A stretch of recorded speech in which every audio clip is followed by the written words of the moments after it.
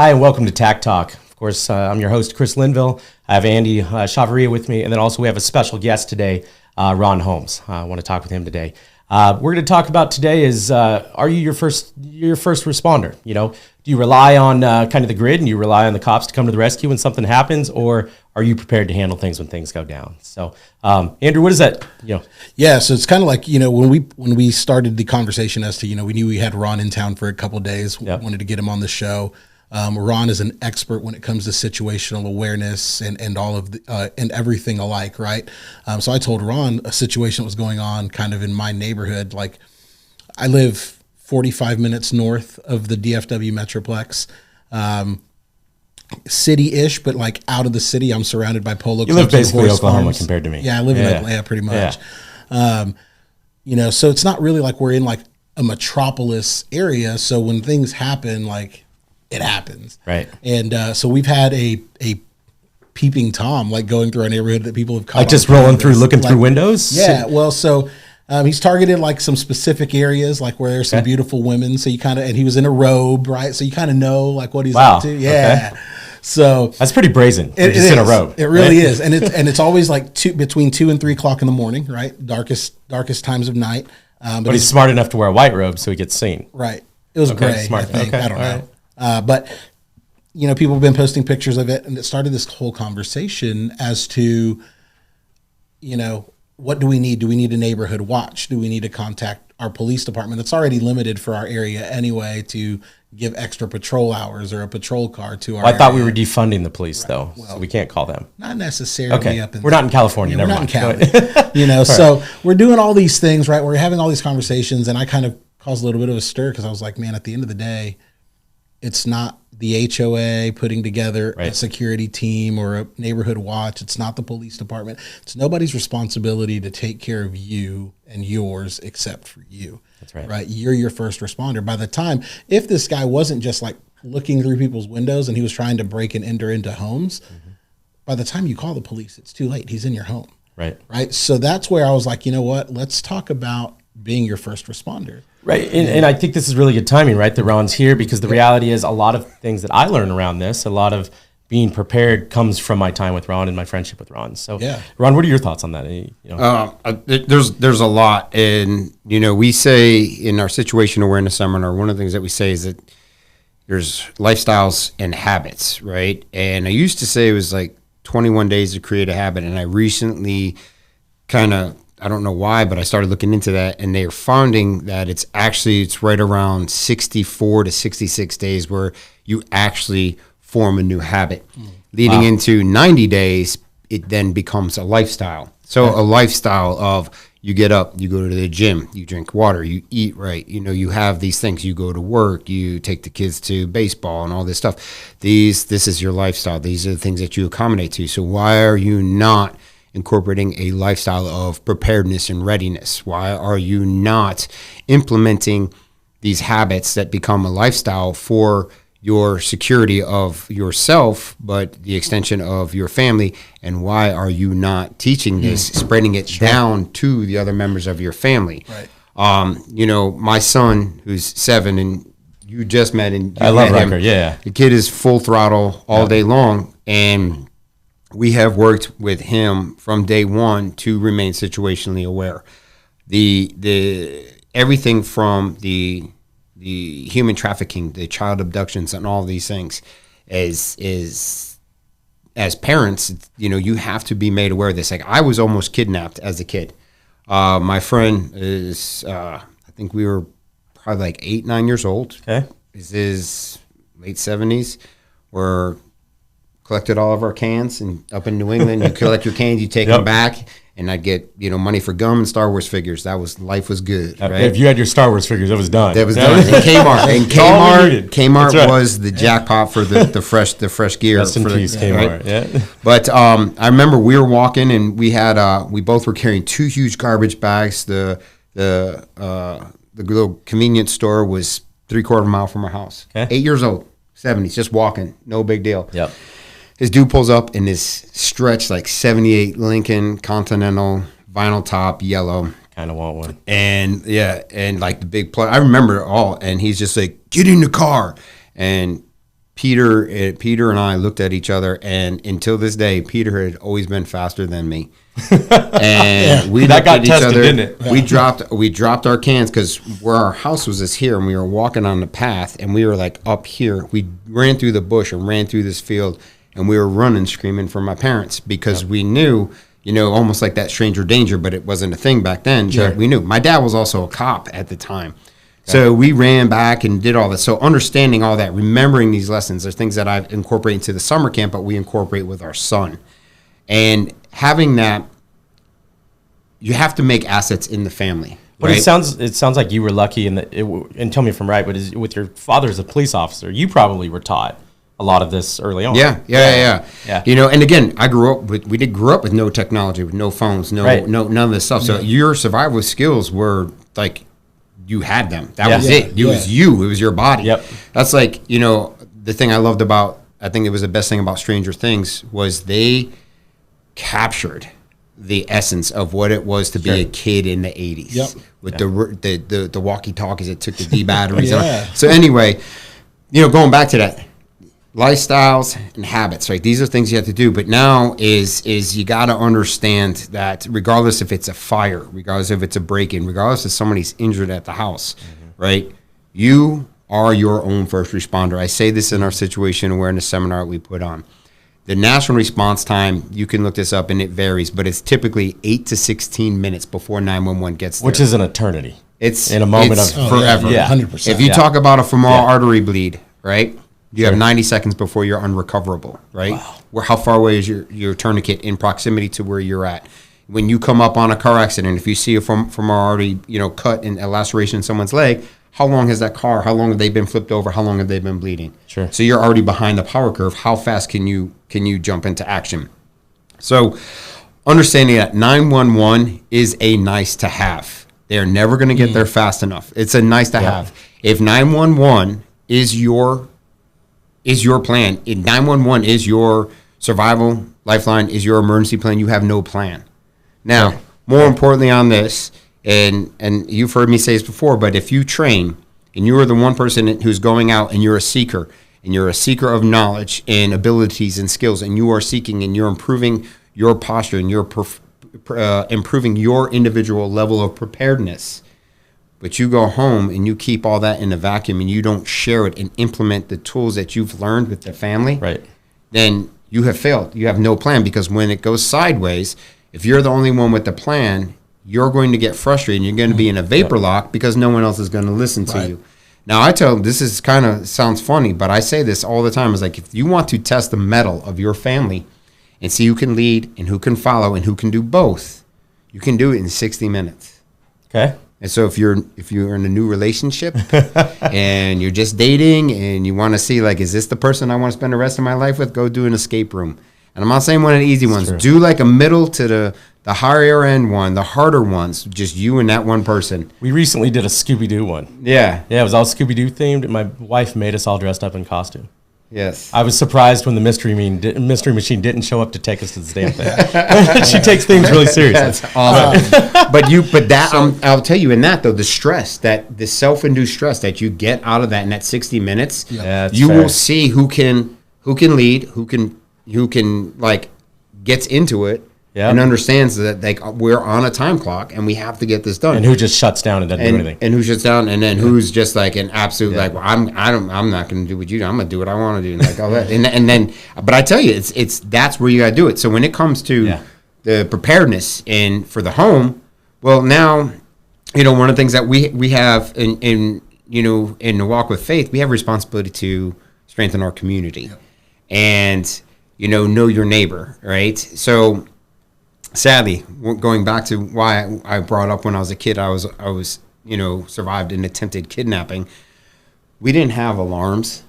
No. Yeah. We didn't have air tags, cameras. We didn't have any of this stuff, right? Yeah. Yeah. So it almost makes you think, like, how much human trafficking was going on back then that we just didn't know about. Right. It's one thing, but the other thing is, now you look at it now, it's like my entire street where I live is under surveillance. Right. And so this. Well, I actually think that that's like to that point though, and then let's go to you, Andy. Is that I think it's a lot of this stuff has become a crutch. People just assume, oh, there's cameras everywhere, so that's going to take care of it. Or we've got air tags on our kids, so we're going to know where they are. Instead of actually teaching the skills to make sure that they know how to handle themselves. It's complacency through convenience. There you go. Go ahead. So, I mean, look at it like our neighborhood, right? Everybody's like, hey, did y'all catch him on camera? He was here. And then they're like, everybody's posting like their doorbell videos, right? All the constant surveillance. But at the same time, again, I digress back to our original point was if that dude gets in your house, what are you going to do about it? Right. And what really upset people, though, when I was saying that is people immediately thought that I was talking about, well, you need to have a gun in your house, right? And dude, I get it. Some people are anti-gun. I understand that. I don't push I don't understand it. I understand it. Like I get that they are, but I don't understand them being that way. No, exactly. Right? Yeah. So I say that to say this. Like when I talked to Ron, I was like, and actually, Chris, we did an episode a couple weeks ago where we talked about home invasions, right? When is the right time to pull your firearm? When is it not?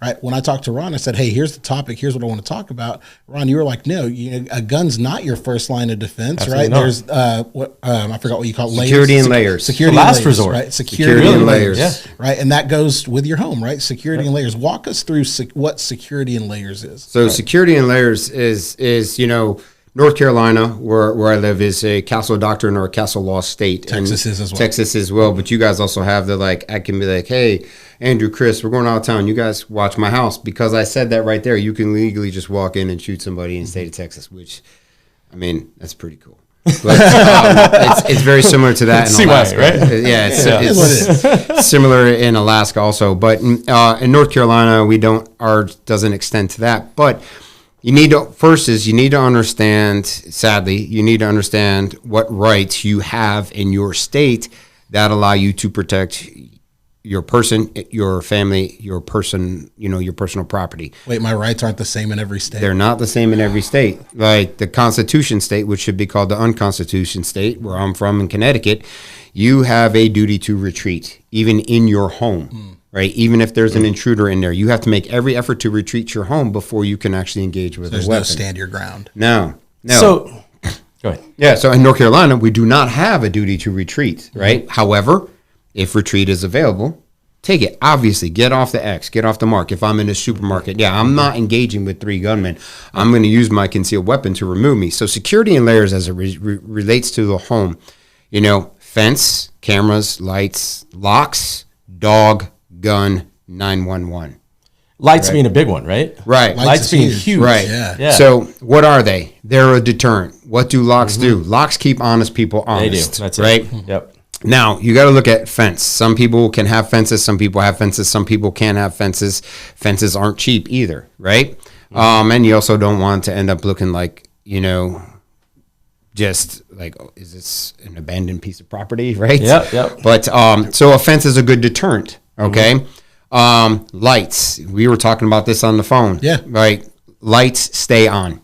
Yep. Front and not just the front and back. If there's access, if somebody can come up behind your house, whether what you type of neighborhood you live in, you need to light your house up. And are we talking not motion sensitive lights, but they just stay on? You can have motion sensitive light that really add like that. Holy crap, right? Oh, yeah. But leave your lights on.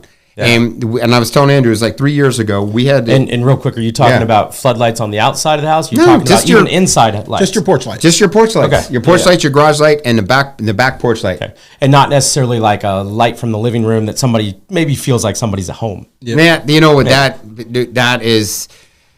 On that one... Who knows, right? Close your blinds. There you go. Close your blinds, right? Close your blinds. Yep. The world doesn't need to know what you're doing, everything like this. No, and that's the thing. It's like, I teach this seminar, we start talking and build everybody's trust up. And I'm like, all right, I was like, how many people have 2 flat screen TVs in their house? And people raise their hands. I'm like, how many people have like that newest Xbox or PlayStation in their house? They raise their hands.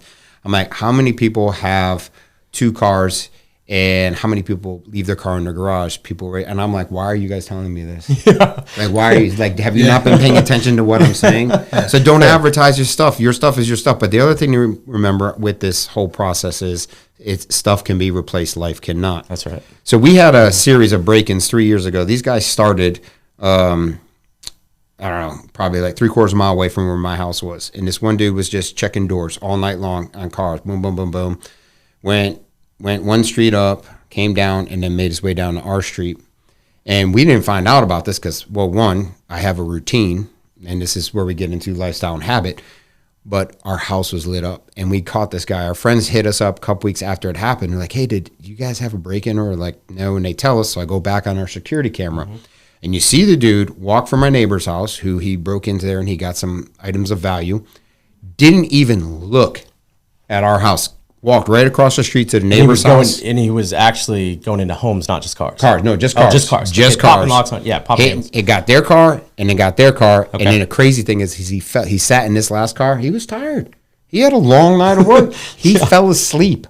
Holy shit. He fell asleep at like 4:15. At the scene. At the scene. And then like he woke up. You see him in the camera. He's startled because his boy called him, and then he gets out and he runs down, and the dude picked him up at the end of the street. Wow. Didn't even look at our house.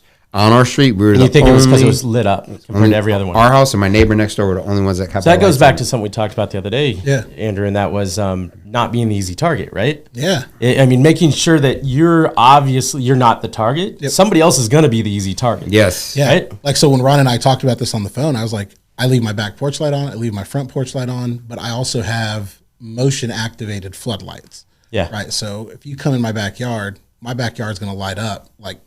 Yeah, you know, I was talking with my wife about this yesterday because we moved to a new piece of property. It's 11 acres. We're sitting back about 4 on the property. Why are you telling people this? Are you not listening? Yeah, clearly, right? But the point being for this conversation is, I even brought it up yesterday that we have a fence and then a gate that you have to come through, right? You got to punch in a code and stuff to get in. But I said, well, that doesn't really do anything. You can hop a fence, you can whatever. Yeah. But should we have proximity alarms out there at the property that's 4 acres up? Maybe so. You know what I mean? Things like that. Making sure the house is lit up, all these things. Yeah. So, clear your field of view and everything. But getting back to like more of like the common, just regular neighborhoods, fence, lights, locks, right? Now, most people on their door, you have your typical, your main lock, your keypad lock, whatever. And then everybody puts their deadbolt right on top of that, right? Yeah. As a breacher, in my experience, that's actually a weak point on a door. Is the actual deadbolt point. Yes, because everything is consolidated in that one spot, right? So all you have to do is focus all of your efforts at instead that of if you spread them. Right, and I know this was confirmed because when my buddy who was a fireman came to my house and he saw how we set our doors up, he's like, it would take us a long time to get into this door. And I was like, I'm not really concerned about you getting into that. Yeah. Right. Fair. So the one thing that you guys can do, and this is I invented, replace your hinges, screws in your hinges. Right. Usually they're super short and you got to go. Always go with the long. I'm going to tell you guys a funny story in this one in a second.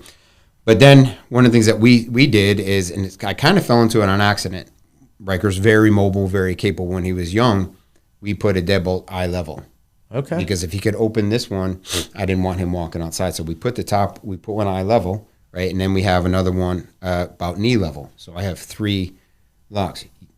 You're going to you have a better chance of kicking in my entire door frame than you do getting through the door.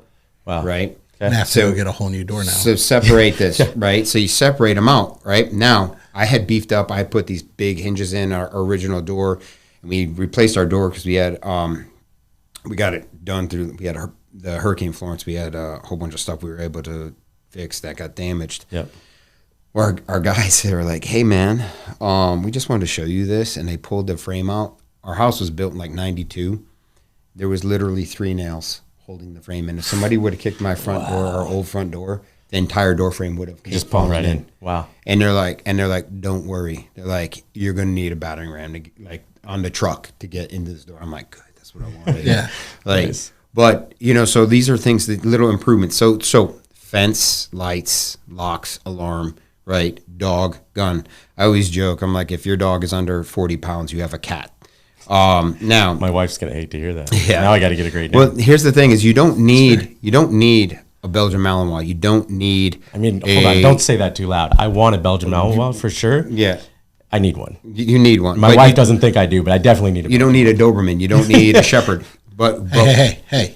What you do I have need 2 German Shepherds. Easy. What you do need is like a good 80-pound lab that has a big bassy bark. That barks when someone steps on the doorstep, right? But with the lab comes a shotgun. With a shotgun comes a duck boat. With a duck boat comes a whole lot of training camp for that dog. You know, so the dog is a deterrent, because if somebody hears a big dog barking, well, that's a deterrent, right? You know what? Dog's here. That means the people are here. I'm going to leave. Dog, big bark. I don't want to get bit, right? Yeah, okay, fine. Now, flip side of that, my dog barks. I'm up. All right, Yep. I'm up. Yep. Now, we have our home surveillance system, right? You know, your alarm system. Alarm system is also cameras. Now, I'm going to tell you guys this. If you guys are paying somebody to store your video footage, you are making a big mistake. It should be a closed loop system, and you should be the only one who has access to that hard drive. And that hard drive should be secured. Secured in the house.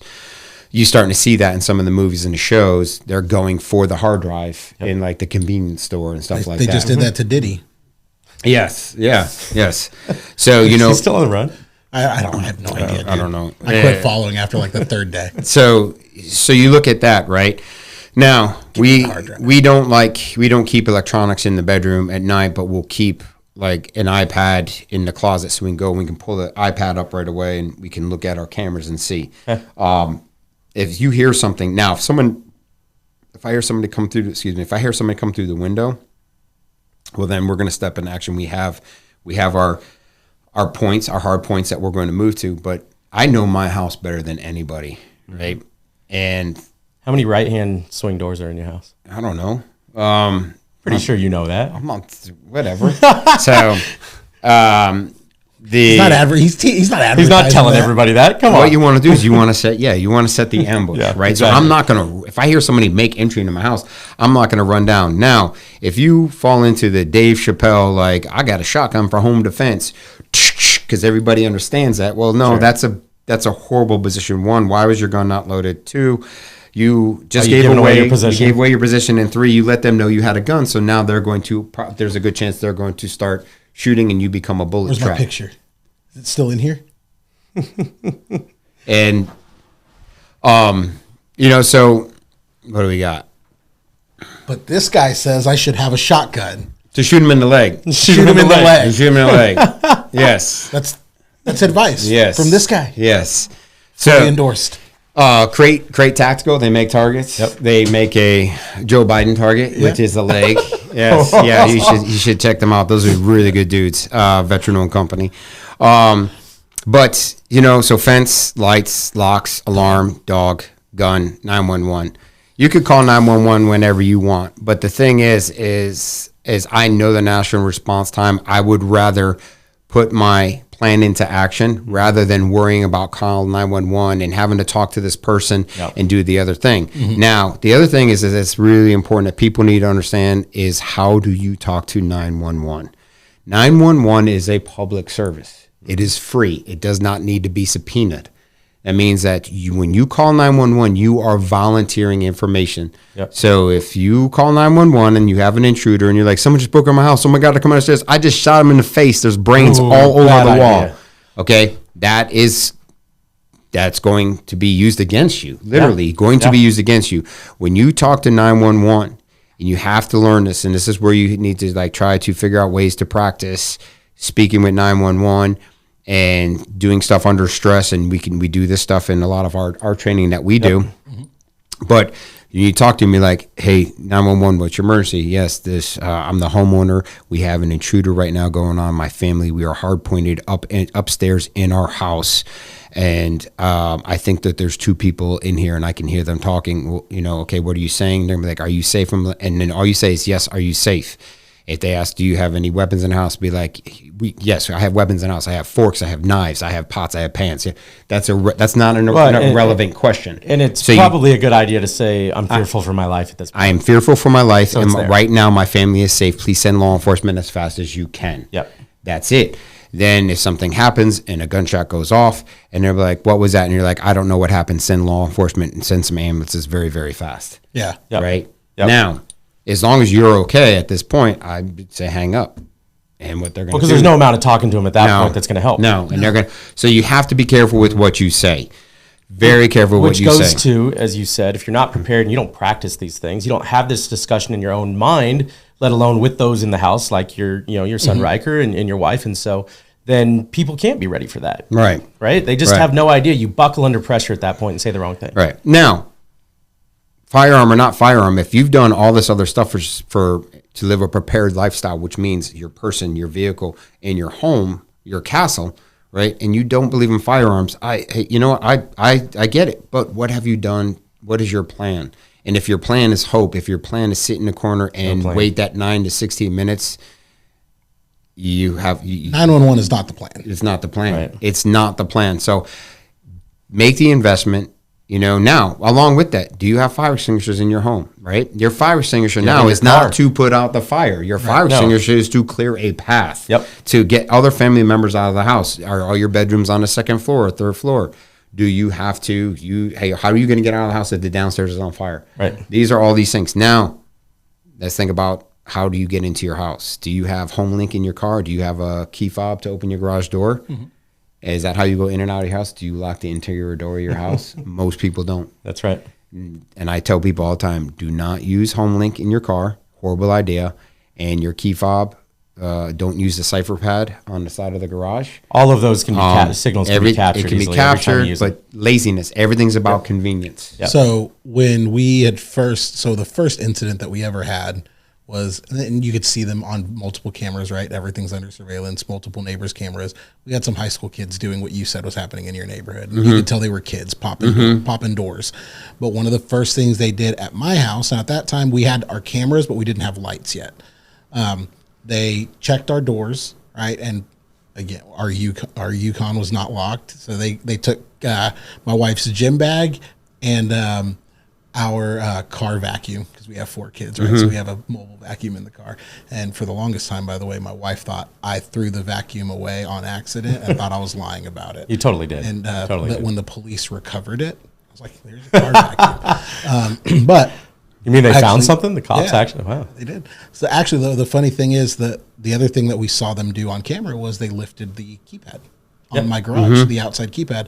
They didn't know that it was disabled and that we'd moved to a new system, but with the old keypad from the original house's garage door is there, and they lifted it up. So I did a soft surveillance on a family. They wanted me to observe their home and everything, and I watched them for 2 weeks, and it's got to be shocking. I put a binder together, and when I walked up, I went up. The guy had a Ford. I went up.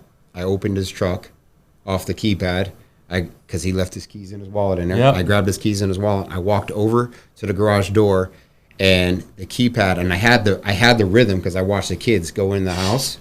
I had the movement, and I knew the numbers instantly because they were all worn out. And I opened the garage door and I walked right in their house, and they were like, and I was like, "You guys ready?" And I go, here's your keys and wallet. And he was like, and I was like, yeah. And they're like, how'd you get that? I was like, I had that day one at the gym. And I was like, here, let me show you some pictures I took of your keys and your wallet in your car when you were at work. And he was just like, buh. And I was like, this is what you hired me for. Yep. Right. So so that stuff. So now you have your whole. So before you do something like that, you go make sure they have no firearms in the house, so that when you spring in on them and that, I knew they test didn't, because I taught them everything. Right. Yeah. But for a neighborhood watch, really, like, know your neighbors, right? Communicate with your neighbors. Hey, I'm using this system. Hey, I'm using this. I like this. Let's do this. Yeah. So one of my neighbors actually joked during all this, and he goes, I feel like the only street in our neighborhood that's truly secure is our street. Now, we're a cul-de-sac, but we all know each other. Nobody knows anybody. Right? We all we know our neighbors. Yeah. We are intentional about it. We have a responsibility to, even if, so one of the things, we have a little get-together every September in our neighborhood. Everybody comes together. We have this one-man band called. You told me about it when I was there. And it's a lot of fun. Yeah. And it's just like all the neighbors, like, don't you do it in the streets and everything? We do. We shut the street down and everything. And and it brings everybody together. Not everybody has the same views. There's people I've trained a bunch of people who live in our neighborhood, and then there's people who just don't believe in guns. Yeah. Different political views, but we can all come together. But the big thing is that commonality is that we're neighbors.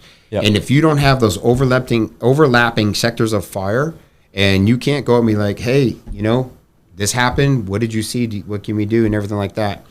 About a peeping Tom, get that for. I guess we got to wrap. But about 4 minutes. the thing with this is I saw a video on Instagram. These kids were walking down the street to get on their bus, and the kid yells up at this woman and is like, "Hey, my dad follows you on OnlyFans. He loves you." Whoa. So she then did a video. She goes, "I'm freaking out right now. One of my neighbors follows me on OnlyFans." Wow. Here's the thing: when you put yourself out there like that, you're essentially a You're asking public for that in figure. a sense. You're asking. It's going to happen. Yeah. It's going to happen. Stop with the OnlyFans. I guess I would be my first. Well, thing, I mean, it's the way our phones work too. They're Right. geo-targeted to your location, Yeah. right? So They're going to show you what you want to see in your area. Yep. Right. So you have that, but the other thing too is when it comes to people living misguided, living sinfully, living just immorally, we have to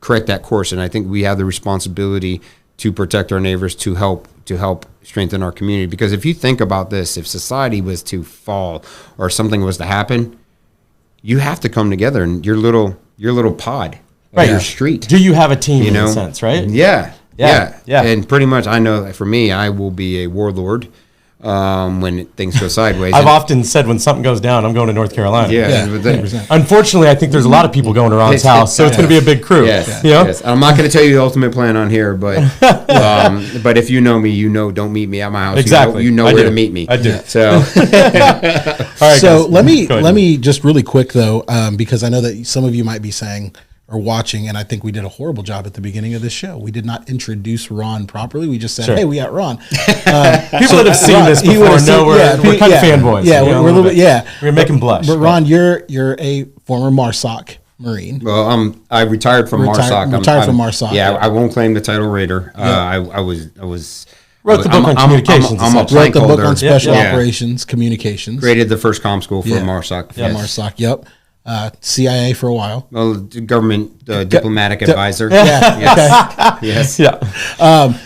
Needless to say, you've spent plenty of time in the special operations community. You've spent plenty of time pulling triggers. You've spent plenty of time working for the government, doing whatever it was that you did. And you spent some time and spend all of your time for the most part now just training people on these things. It is safe to say that Ron is probably one of the leading subject matter experts when it comes to these things that we are talking Absolutely. about today. Yeah. So we're not just bringing guys on here that are like, I forget that dude's name, the black dude that wears like the earpiece and we're always is in police. You know what I'm talking Detroit. about? Yeah, I know. That guy. Yeah. It's not that guy. We don't bring clowns on this show. We have legitimate subject matter experts. When I think what I'll also leave you guys with is just that when Ron's talking about being prepared, most of this is thinking out, actively having a plan before it matters, right? And then also, and I would say, and this is something that I've taken away from Ron a lot, is not just having a plan, but actually practicing that plan and actually putting yourself into stressful situations. Here in a few weeks, we're going to be spending 2 days out on the range and doing training with Ron and other shooters. And this isn't us standing in a lane taking shots at a target. This is us actively moving, shooting, learning to communicate together, and putting ourselves into situations like we are actively in a car, we've got seatbelts on, something goes down, there's an assault, and we have to cut out of those and actually get down. These are things that never get practiced, and you can't properly be prepared unless you do that, right? And so I think that's what, if there's any takeaway here, is making sure that we are actively thinking out, and as Ron said, living a lifestyle that is, in fact, embodies all of this. I can think back, and I think I said it on an episode recently, going back to when I first started carrying a firearm every day. When I first started carrying a firearm, it was a little awkward to have a gun on me all the time. It was a little awkward in general to remember to grab it and all of that. Now, it's no different than grabbing my keys. It's as a matter of fact, if I leave my phone somewhere, we all freak out a bit later, like, where's my phone, right? I'm the same way if I realize, my firearm's not on me. Yeah. Like, what the hell? That's as essential to me as my wallet and my keys. And the only way we got there is, as Ron said, is to create a habit by doing it every damn day the same way, right? And eventually it becomes something that is just simply a part of you and you embody it. And that's what we have to do when we're prepared. Would you guys agree with that? I'd agree. All right, perfect. So we're going to go ahead and leave you guys with that today.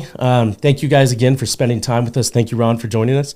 This has been really a wonderful conversation. We're going to have a lot more about this. We'll probably have some more episodes here in a few weeks after we get done spending a few really great days on the range together and doing some training and some takeaways from that. But as always, TacTalk is brought to you by Vulcan Arms. So if you are looking for waterproof, dustproof cases, cleaning supplies, or even quick draws, you can get those there. And then additionally, if you need firearms, also TacTalk is brought to you by GunsAmerica.com, where you can pick up anything you need. Andy, anything you want to leave them with? That's it, brother. We appreciate you spending your time with us on TacTalk. All right. Thank you. Awesome. Cool. Thank you, brother. Yeah. That was all good. right. We could when next week when we're here for we should we need We'll to do another arrange one. time when he's back for NRA in that week where we do more, and we probably ought to do more like